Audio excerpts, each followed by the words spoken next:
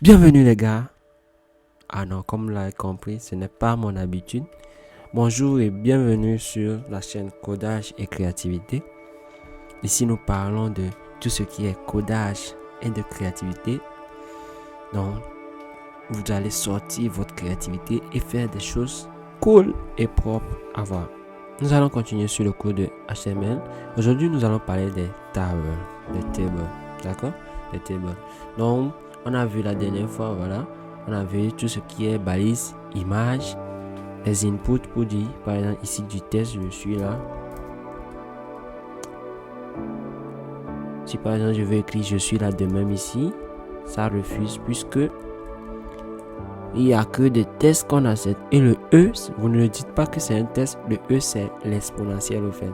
Donc, vous pouvez écrire le E, mais les autres, non, c'est pas permis. Voilà, c'est parce que c'est des nombres et il doit recevoir. Si vous vous souvenez bien, on a mis type number. Donc, je vais fermer ça là-bas pour que ça soit plus grand. C'est CTRL B en fait. CTRL B pour pouvoir fermer. CTRL B pour ouvrir, fermer. Voilà. Donc, voilà. Donc, on va continuer. On va parler aujourd'hui des tables. Des tables, pourquoi les tables? Parce que bon, il faut avoir un objectif précis quand on fait les choses. Les tables, c'est pour pouvoir simplement faire des tableaux. C'est tout. Voilà. Faire des tableaux. Donc, une table, c'est une balise fermante. C'est-à-dire que quoi?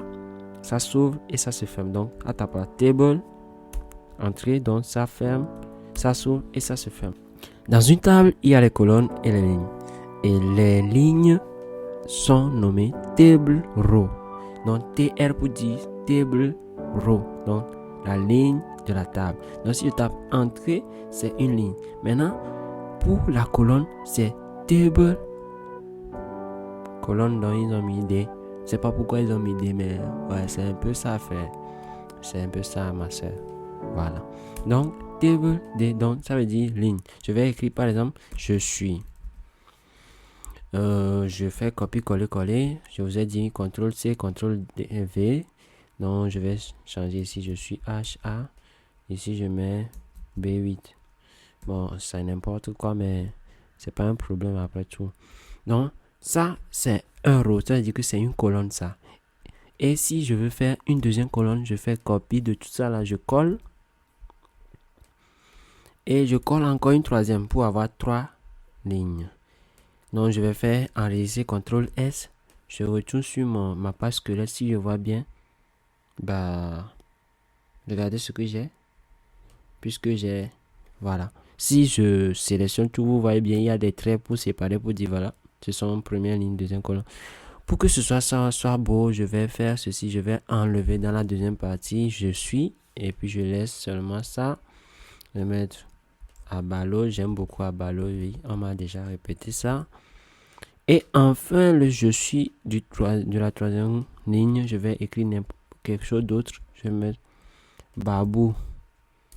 Ou Ali Baba, bon. Ils m'ont pas sponsorisé. Non, on a ça, oui. Donc, on a quoi déjà? On voit bien que notre table, on a row, table row, c'est-à-dire une ligne, table row encore, une autre ligne, table row, troisième ligne. Donc, on a, dans la première ligne, on a les colonnes, on a je suis, on a je suis HA, c'est ça ici, je suis HA. Ensuite, je suis B8, donc je suis B8. Dans la deuxième ligne, on a Abalo, HA et B8. Donc, Abalo, HA, deuxième colonne, B8. Troisième ligne, on a Babou, Babou et Babou, B8. Alors, c'est un peu ça, ce à quoi servent les tables. Alors, ce n'est pas tout, d'accord? Ce n'est pas tout. Vous pouvez donner, par exemple, comme les headers heading plutôt. On a parlé des headings dans la séance passée. Donc, on peut ajouter des headings pour les tables, juste pour les tables, en fait. Donc, on va mettre table heading. En fait, tout est en anglais, donc c'est plus. Si vous comprenez bien l'anglais, vous pouvez vous retenir souvent des choses. Donc, table heading.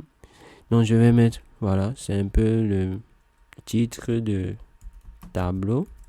ou soit tableau, bulletin. Hein. Ceux qui n'aiment pas les bulletins, c'est un peu ça. Donc voilà ce que c'est que les tables, la balise table. Donc vous pouvez utiliser ça lorsque vous avez besoin de, par exemple dans une école, vous voulez faire le site pour votre école pour que voilà vos amis aillent sur le site pour voir leurs notes. Donc vous allez utiliser la balise table. Alors, c'est bon pour le cours d'aujourd'hui. On a fait beaucoup de choses déjà. Donc, aujourd'hui, comme devoir, d'accord, on va faire quoi? On va faire un tableau, d'accord? Un tableau pour les notes. Donc, on aura quoi? Non, les notes, ce serait trop beaucoup.